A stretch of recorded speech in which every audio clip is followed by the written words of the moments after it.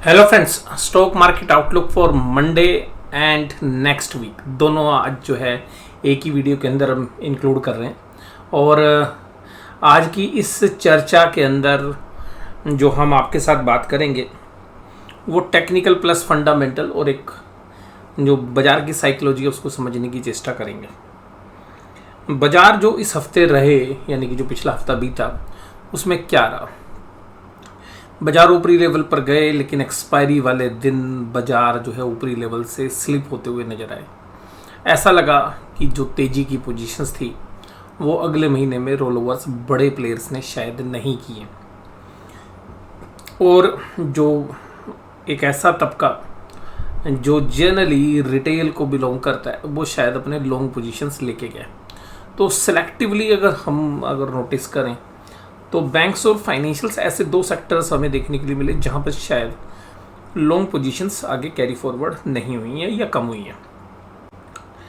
IT ठीक है क्योंकि पोजीशंस लॉन्ग थी नहीं ज़्यादा, तो वहाँ पे ठीक हमें लग रहा है कि भाई एक रेंज बाउंड रह सकता है। इस वीक के अंदर जो अभी आने वाला वीक है उसमें हमारों को ऐसा लगता है कि जो निफ्टी है वो एक अहम लेवल 19,500 के आसपास के जो लेवल्स हैं उनको टच करने के लिए जा सकता है। वहाँ पर एक अहम सपोर्ट है। अगर हम चार्ट को देखें, टेक्निकल सेटअप को देखें तो 15,900 और 15,460 19,500 एंड 19,460 एक ऐसा रेंज है जहाँ पर बाजार जाएगा तो एक पिकअप करने की कोशिश करेगा ऊपर की तरफ आने की। और इमीडिएट रेजिस्टेंस की बात करें हम तो 19,800 के आसपास बनती है।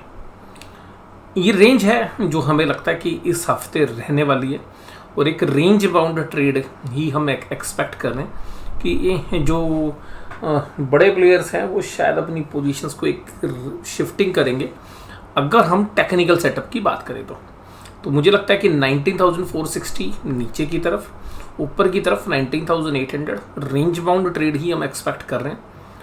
हर राइज सेल होने के लिए आएगा, हर बड़ी डिप एक बाइंग अपॉर्चुनिटी होगी, और अगर 460 के लेवल को बाजार तोड़ देता है या ऊपर 800 के लेवल को तोड़ देता है तो फिर बाजार जो है उस रेंज को तोड़कर जो रेंज है मान लीजिए 19,800 वो एक सपोर्ट बन जाएगी और फिर बाजार ऊपर की तरफ जा सकता है। चांसेस थोड़े से कम है। नीचे भी 460 टूटने के चांसेस थोड़े से कम है क्योंकि बाजार धीरे धीरे वॉल्यूम के साथ प्रीमियम डिके करने के मूड में है, और इस बार 5 एक्सपायरी हैं वीकली भी। तो मुझे लगता है कि इस रेंज के आसपास 19,460 के आसपास शायद बाजार एक बार कंसोलिडेट करे। अगर 460 को ब्रेक डाउन करता है और नीचे की तरफ निकलता है तो बाजार 19,200 के आसपास तक भी इस वीक के अंदर जा सकता है। जहाँ तक बात करें जो इंटरनेशनल इंडिसेस हैं वहाँ पर तो यूरोप ने इस हफ्ते अच्छा किया, यूएस की मार्केट्स ने अच्छा किया, और लास्ट के जो सेशन था फ्राइडे का उसमें काफ़ी अच्छा किया। तो वहाँ से संकेत काफ़ी पॉजिटिव थे। हालांकि डॉलर इंडेक्स 101 रुपये के ऊपर आ गया है तो 101 के आने के बाद तो ऐसा प्रतीत होता है कि शायद जो कैश का इन्फ्लोज हैं इंडियन मार्केट में शायद वो म्यूटेड रहने वाले हैं, क्योंकि बहुत पैसा फॉरेन इंस्टीट्यूशनल इन्वेस्टर्स का आ गया, और हो सकता है कि कुछ आउटफ्लो भी आपको देखने के लिए मिले। रिलायंस ऊपरी लेवल से क्रैक हुआ। बजाज फाइनेंस देखिएगा रिजल्ट वाले दिन इसको बेहिसाब इसको बेचा गया। आज एक रिलीफ रैली थी। आईसीआईसी बैंक देखो, पूरे बैंकिंग स्टॉक्स को अगर आप देखें तो आईसीआईसी बैंक और एसबीआई दो ऐसे स्टॉक्स हैं जो अभी टेक्निकली वीक होने के लिए तैयार नहीं हो रहे हैं। अगर ये दोनों के दोनों शेयर्स वीक होते हैं, इनमें से किसी भी एक शेयर्स में ब्रेक डाउन अगर होता है तो, क्योंकि ये शेयर्स देखिएगा अभी वैल्यूएशंस के हिसाब से थोड़ा सा आईसीआईसी बैंक हम कह सकते हैं कि चलो फेयर वैल्यूएशन आप मान सकते हैं, लेकिन मुझे लगता है कि इसमें 5 से 7% की करेक्शन हो सकती है। और जो बाकी बैंकिंग स्टॉक्स हैं उनके स्ट्रक्चर्स तो थोड़े से वीक हो गए हैं, और स्पेशली अब हमें एसबीआई पे देखना। अगर एसबीआई क्रैक डाउन करता है तो आपको निफ्टी में जो हम अहम लेवल्स बता रहे हैं वहाँ पर आ सकता है। और इसके अलावा अगर हम बात करें भाई एचडीएफसी बैंक ने इस हफ्ते थोड़ी सी कमजोरी दिखाई है, तो हो सकता है कि आपको साइडवेज इस हफ्ते में नजर आए। इसके अलावा TCS इन्फोसिस जो ऐसी अपॉर्चुनिटीज़ है जहाँ पर कि वैल्यूएशंस या जो रिजल्ट के आउटकम है, और अगर इसको हम नेस्डेक के साथ कंपेयर करें तो ये नेस्डेक के साथ आज की डेट में डीकपलिंग कर रहा है, यानी कि नेस्डेक तो परफॉर्म कर रहा है, आउट परफॉर्म कर रहा है, लेकिन TCS इन्फोसिस जैसी जो दिग्गज IT कंपनीज है, टॉप 5 कंपनीज हैं, वो कुछ खास नहीं कर पा रही है। बट अगर लॉन्गर टर्म का टाइम फ्रेम है तो मुझे लगता है कि यहाँ पर जो अपॉर्चुनिटीज़ लॉन्गर टाइम फ्रेम के जो इन्वेस्टर्स हैं उनको देखने के लिए मिल सकती है। टेक्निकल सेटअप हालांकि कोई मजबूत नहीं है दोनों ही शेयर्स में या बाकी IT पैक में। जो लार्ज कैप से मिड कैप IT स्टॉक्स के जो सेटअप्स हैं वो थोड़े से मजबूत हैं as compare to large cap. अगर हम बात करें NSE के एडवांस डिक्लाइन रेशियो, तो फ्राइडे के सेशन में हम देखें तो एडवांस डिक्लाइन में एडवांसेस ज़्यादा थे और वीकनेस जो है बहुत ज़्यादा नहीं नज़र आई। शेयर धीरे धीरे टूट रहे थे, लेकिन मुझे यहाँ पे एक स्मार्टनेस लग रही है सेलर की। बड़े आराम से, कोई जल्दबाजी नहीं है बेचने की। वो कहता है देखो जब खरीदारी इतनी मजबूत हो, और मुझे लगता है कि FIs ने पैसा डालकर, क्योंकि FIs अगर हम देखें तो पिछले साल में खूब बेचते रहे और बाजार उनके बेचने से भी नहीं टूटा। तो उनको एक बात समझ में आई कि भाई अगर बेचने से नहीं टूट रहा तो एक काम करते इसको भी खरीद लेते हैं, और उन्होंने खरीदना शुरू किया बेहिंतिया। और जब उन्होंने खरीदारी की तो बहुत नीचे लेवल से की, यहाँ से बाजार तकरीबन 8-9% नीचे था तब, और तब कंसोलिडेट करके जो है बाजार आया। तो शुरू में तो देखिएगा लोगों ने सेल ही सेल की, उसके बाद जब बाजार ऊपर की तरफ आ गया तो लोगों को लगा नहीं भाई अब तो बाजार ऊपर ही जाएगा, तो लोगों ने शायद खरीदना शुरू कर दिया रिटेल सेगमेंट में। और FIs जहाँ पर रिटेल ने खरीदना शुरू किया वहाँ पर वो उनकी खरीदारी घट गई है या बिकवाली शुरू हो गई। तो लास्ट के 2 दिन में आपने देखा भी कि कैश मार्केट के अंदर सेलिंग है, और जो साइकोलॉजी जो बाजार की कह रही है वो यही कह रही है कि जो बड़े FIs हैं वो ऊपरी लेवल पर जल्दबाजी में नहीं बेचने के लिए तैयार नहीं है, वो धीरे धीरे अपना माल ऑफलोड करेंगे। तो इसी वजह से मुझे लगता है कि जो नेक्स्ट वीक है वो एक रेंज बाउंड रहेगा, और अगर इस हफ्ते में माल ऑफलोड हो गया उसके बाद जो पिक्चर निकलेगी वो हम उससे नेक्स्ट वीक में आपके साथ डिस्कस करेंगे, और हफ्ते के दौरान तो हम आपके साथ रहेंगे। NTPC, power grid, Apollo hospital, Mahindra and Mahindra, doctor Reddy जैसे शेयर्स मजबूती में थे। Bajaj Finserv, HDFC bank, Bharat petroleum, Tata consultancy, SCLTech और टाटा मोटर्स जैसे शेयर्स कमजोरी के साथ काम कर रहे थे। और जहाँ तक हमने रिजल्ट एनालिसिस किया था तो देखिएगा एक्सिस बैंक के जो रिजल्ट थे वो क्वार्टर बेसिस पे बहुत सारे जो एनालिसिस्ट हैं उन्होंने बहुत मजबूत बताए थे, लेकिन हमारा आउटलुक देखिएगा क्वार्टर बेसिस पे था, और बाजार उसी दिशा में एक्सिस बैंक जो है परफॉर्म करता हुआ भी नज़र आ रहा है। और बैंकिंग के जो शेयर्स हैं वो मुझे देखिएगा, मैं हो सकता है देखिए मेरी पोजीशंस हैं, आप इसलिए सोचते होंगे कि सर ये पोजीशन से देखिएगा वैल्यूएशन वाइज ना मुझे यहाँ से भी अभी अच्छी खासी करेक्शन लगती है, और 5% की करेक्शन इजीली आ सकती है। तो इस हफ्ते के लिए तो नहीं, लेकिन अगर आपको 1 या 2 हफ्तों के अंदर 44,300 के आसपास तक के लेवल देखने के लिए मिल सकते हैं। इस हफ्ते भी 44,300 मिल सकता है। उसके बाद एक अहम सपोर्ट है 43,400 की, वो काफ़ी अहम, बहुत ही ज़्यादा मजबूत सपोर्ट है। तो हो सकता है कि वो आपको महीने के अंत तक दिख जाए, और अगर वो लेवल अगर टूट गए तो फिर हमें जहाँ पर बाजार की फेयर वैल्यू लगती है दैट इज़ 42,500 टू 42,800, वहाँ तक मुझे लगता है कि महीने के अंत तक हो सकता है कि बाजार वहाँ चला जाए। बैंक निफ्टी की मैं बात कर रहा हूँ आपके साथ, लेकिन अभी जो हाल फिलहाल में जिस तरीके से ऊपर से सेलिंग हुई है निफ्टी बैंक के अंदर पिछले 2 दिनों में, ऐसा लग रहा है कि ऊपर से एक डिस्ट्रीब्यूशन टाइप ऑफ पैटर्न बन रहा है, लेकिन सेलर बहुत जल्दी में नहीं है। वो कहता भैया तुम माल खरीदते रहो, मैं जो है ऑफलोड करता रहूँगा। और आप सभी ट्रेडर्स को एक जो ट्रिगर है, मुझे लगता है कि वो ट्रिगर आपको ज़रूर से ज़रूर क्लोजली वॉच करना चाहिए, और उसको किस तरीके से रीड करना चाहिए मैं आपको बताता हूँ।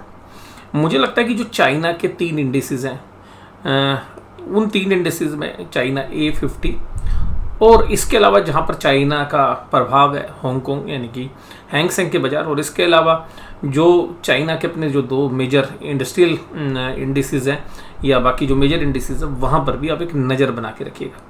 अगर चाइना के बाज़ारों में, हांगकांग के बाज़ारों में आपको तेज़ी नज़र आती है, क्योंकि जब एशिया के बाज़ार खुलते हैं सुबह के सेशन में तो ये बाज़ार हमारे से पहले खुलते हैं, तो जर्नल टीवी एनालिसिस कहते हैं कि अगर भाई इनमें तो मजबूती है, एशिया में मजबूती है, तो इंडिया में भी मजबूती रहेगी। और मुझे पर्सनली ऐसा लगता है कि अगर ये बाज़ार तेज मिले आपको तो इंडिया में मंदी की संभावना रहेगी, और अगर ये बाज़ार मंदे मिले तो इंडिया में तेज़ी की संभावना रहेगी। यानी कि मुझे ऐसा लगता है कि जो चाइनीज़ मार्केट है और जो इंडियन मार्केट है at present point of time ये एक इनवर्स रिलेशनशिप में है, क्योंकि चाइना की जो वैल्यूशंस हैं वो इंडियन मार्केट से तकरीबन 50% डिस्काउंट पर है, और चाइना की जो गवर्नमेंट है वो स्टिमुलस पैकेजेस के लिए तैयार हो रही है, और इसके अलावा जो कॉर्पोरेट रिफॉर्म्स है उनके लिए तैयार हो रही है। उसके अलावा जो फ्रीडम टू इन्वेस्टर्स है उसकी बात होने लगी है वहाँ पर। इन सब चीज़ों को देखते हुए इन्वेस्टर्स के लिए नई अपॉर्चुनिटीज़ अगर चाइना में आती हैं तो वो चाइना के बाज़ारों में रिफ्लेक्ट करेंगे। In that case Chinese market will be buy. तो वहाँ पर आपको ऐसे सर्कमस्टांसेस देखने के लिए मिलेंगे कि चाइना के बाज़ार बहुत अच्छी तेज़ी से 2-3% हफ्ते में और इवन 5% हफ्ते में चलते हुए नज़र आ सकते हैं। ये हमने पीछे 1-2 दिन से ऑब्जर्व भी किया है, और जब से पिछले 2-3 दिन से मैं इस चीज़ को नोटिस में भी लाया हूँ कि जब जब चाइना के बाज़ार तेज होंगे, अब वर्तमान स्थिति की बात कर रहा हूँ मैं, जो वर्तमान में स्थिति में जो पोजीशन बने, क्योंकि मुझे ऐसा लगता है कि FIIs की जो फंड चाइना में अलोकेट थे वो पिछले 3-4 महीनों में इंडिया में आए हैं। और उससे पहले देखिएगा चाइना के बाज़ार कोविड जब वहाँ पे ख़त्म हुआ तो फिर वहाँ पर एक रैली हुई थी जब हमारे बाज़ार मंदे कर रहे थे, और उसके बाद चाइना के बाज़ार गिरे और हमारे बाज़ारों में तेज़ी हो गई। अब फिर मुझे लगता है कि जिस तरीके से चाइना में रिफॉर्म्स की बात हो रही है तो वो जो चाइना में बाय आएगी वो कहीं ना कहीं एशियन इंडिसेस से सेल ऑफ करके आएगी जो बाकी इमर्जिंग मार्केट्स हैं, और उसमें मुझे लगता है कि प्रीडोमिनेंटली अगर हम बात करें तो ज़्यादातर पैसा आपको इंडिया से निकलता हुआ दिख सकता है। तो आप चाइना के बाज़ार देख के खुश मत होना अगर उनकी बाज़ारों में तेज़ी हो रही हो, तो आपको थोड़ा सा कोशिश व्यू रखना है कि भाई इंडिया के बाज़ार मंदे हो सकते हैं।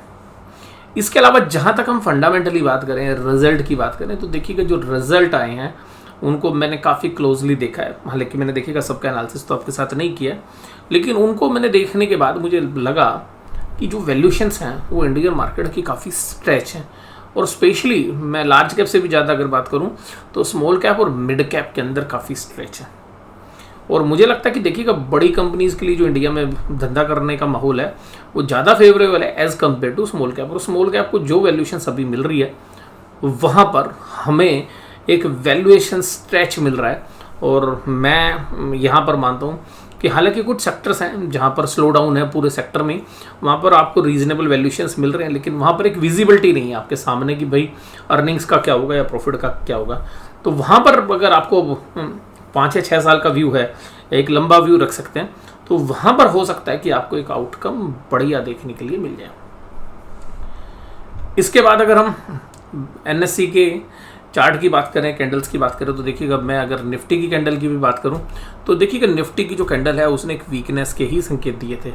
यहाँ पे ऊपर से जो बाज़ार है जिस तरीके से जो है कैंडल्स, मैंने आपको इससे पिछले एनालिसिस में भी बताया था कि जो पिछली 6-7 कैंडल का जो लो था उस पर बंद हुए थे ये निफ्टी का इंडेक्स, और आज भी जो क्लोज हुआ है वो पिछले क्लोज के नीचे है। हालांकि एक सिग्निफिकेंट है, एक डोजी टाइप ऑफ कैंडल बनी है, और ऐसे पैटर्न जनरली अनडिसाइसिव होते हैं।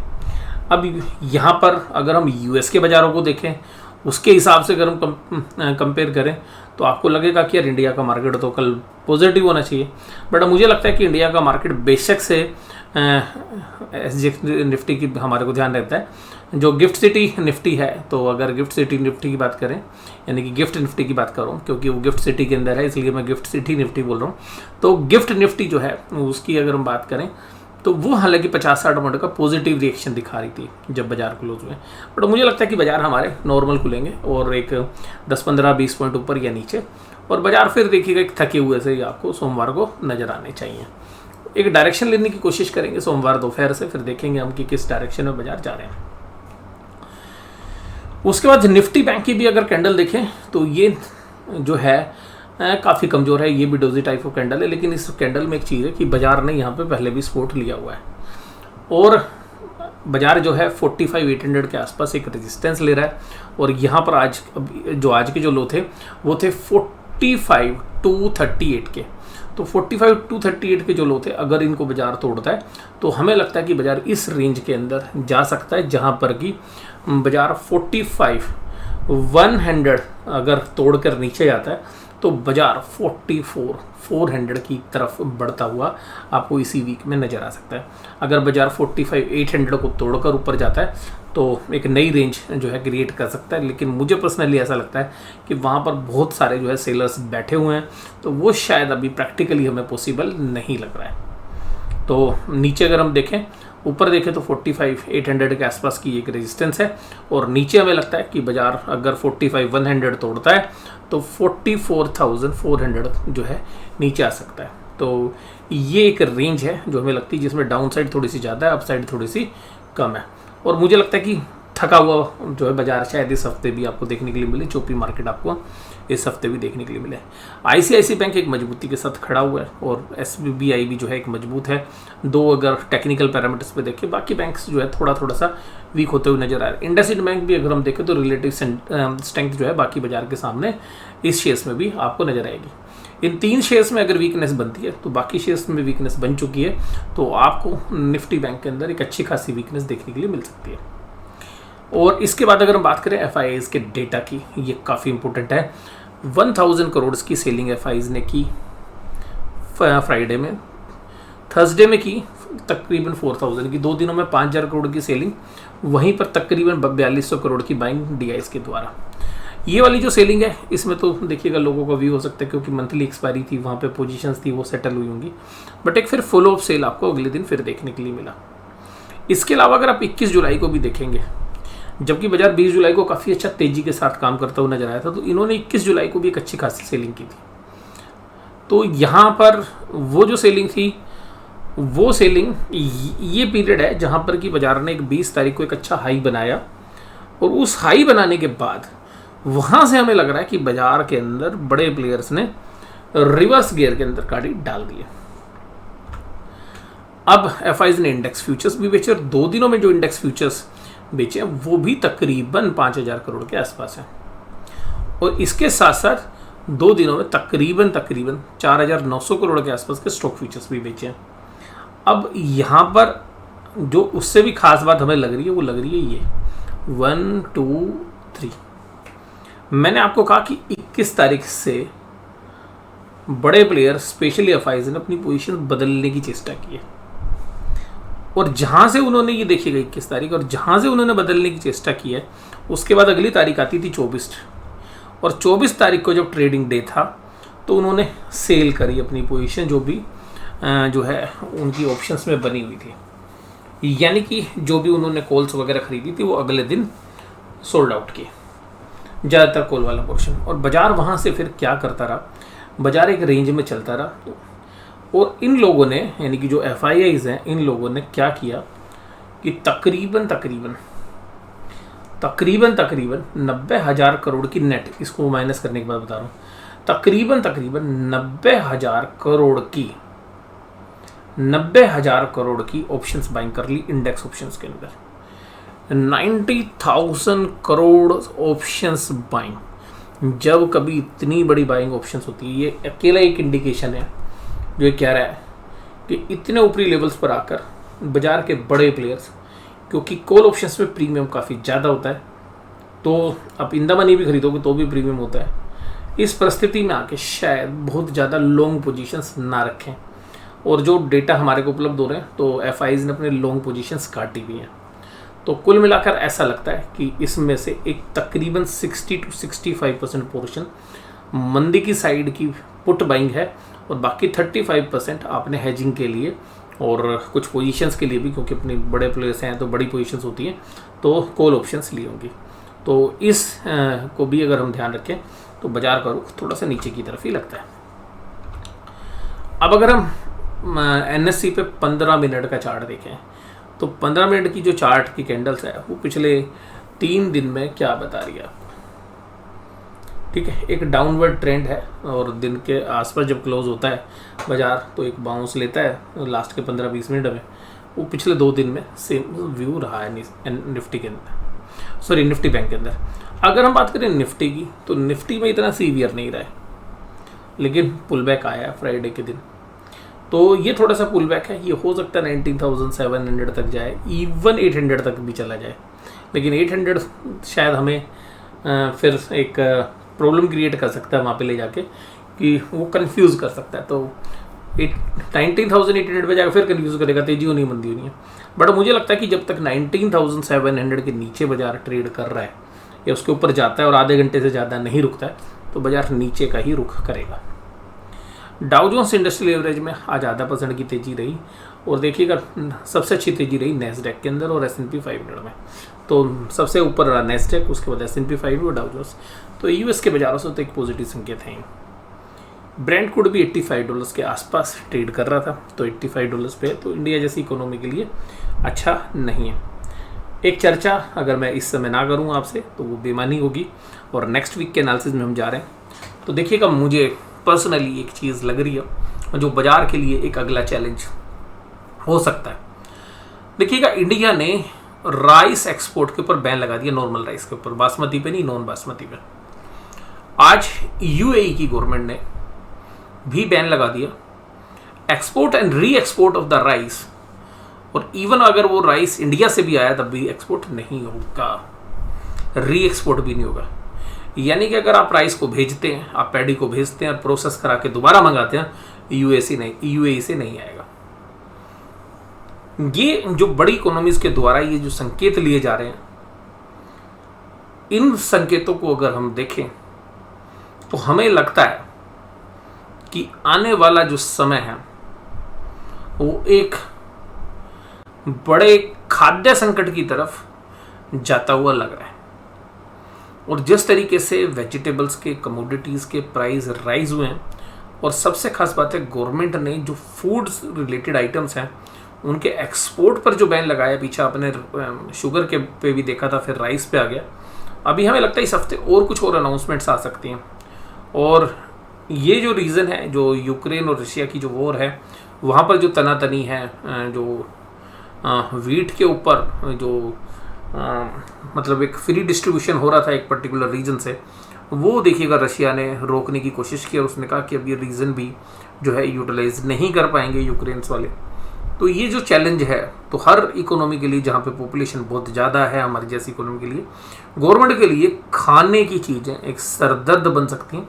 और जो बेसिक, चाहे वो वीट की बात करें, चाहे वो आप राइस की बात करें, चाहे वो शुगर की बात करें, ठीक है, ये आप सरसों की बात करें, तो इस तरीके के जो प्रोडक्ट्स हैं, और तेल और तिलहन के ऊपर भी जो इम्पैक्ट पड़ा था यूक्रेन वॉर के समय पर, हो सकता है कि वो दोबारा से भी यहाँ पर आपको तेल और तिलहन के प्राइस बढ़ते हुए नजर आए।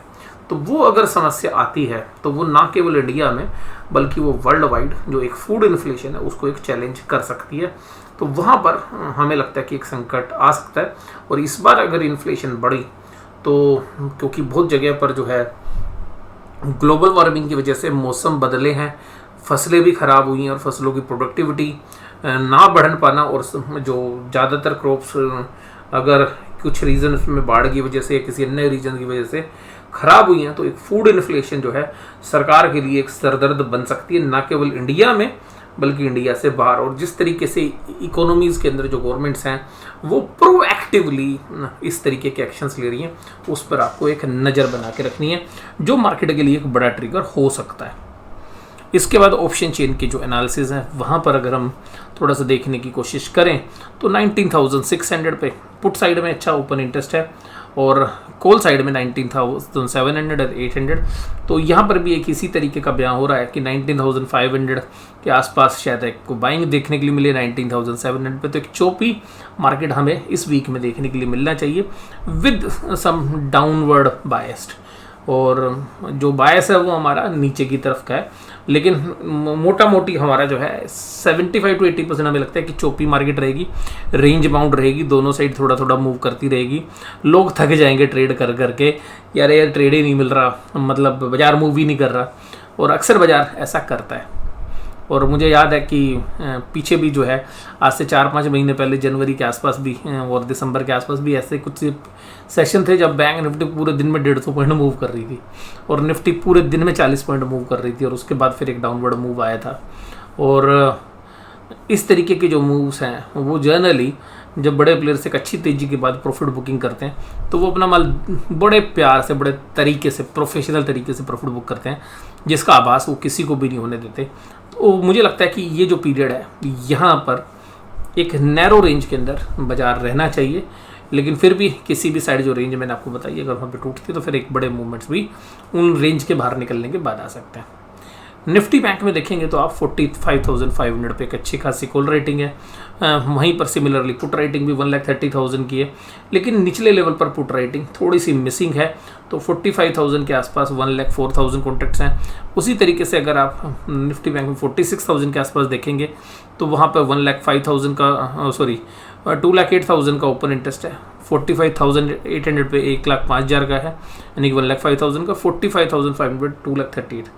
थोड़ा सा बायस यहाँ पर भी सेल ऑन राइज वाला बन रहा है बैंक निफ्टी में, अगर ऑप्शन चेन को आप देखने की कोशिश करेंगे। तो आज की इस चर्चा में मुझे लगता है कि आपको जो है ये एनालिसिस पसंद आया होगा। अगर आपको पसंद आया तो लाइक कर दीजिएगा, अगर आपको डिसलाइक अगर कर रहे हो तो भाई अब कोई कमेंट कर देना कि भाई क्यों पसंद नहीं आया। तो वीडियो देखने के लिए धन्यवाद, थैंक यू वेरी मच।